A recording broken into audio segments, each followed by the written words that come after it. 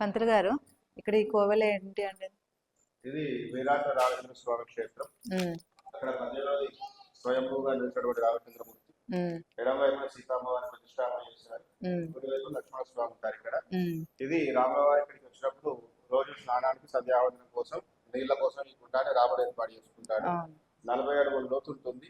చాలా లోతు ఉంటదా ఇది? 40 అడుగులు ఉంటుంది లోతు. ఉమ్, నీళ్ళు ఎప్పటికీ తగ్గవు, పెరగవు, వాసన రావు, పాపలు పెట్టవు. ఇవి నీళ్ళు ఎప్పటికీ ఫ్రెష్ అవుతానే ఉంటాయి. ఎప్పటికీ ఫ్రెష్ గానే ఉంటుంది. ఈ వాటరే యూజ్ చేస్తారు ఇక్కడ అభిషేకానికి. బయట తెచ్చిన నీళ్ళే యూజ్ చేస్తాం. అభిషేకం చేసిన కూడా అందులో పోతాయి. అవి భక్తులకు ఇస్తాం, తీర్థంగా అవి ఇస్తారు.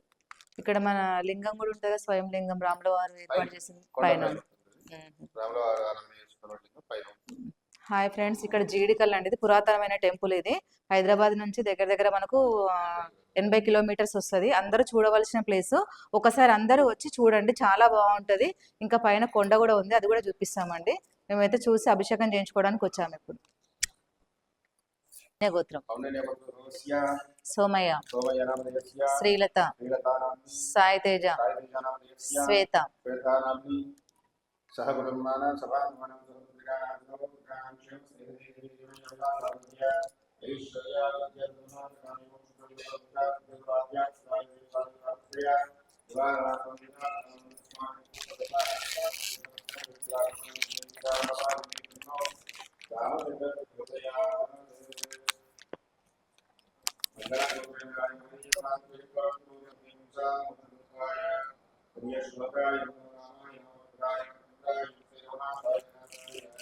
సీతాయ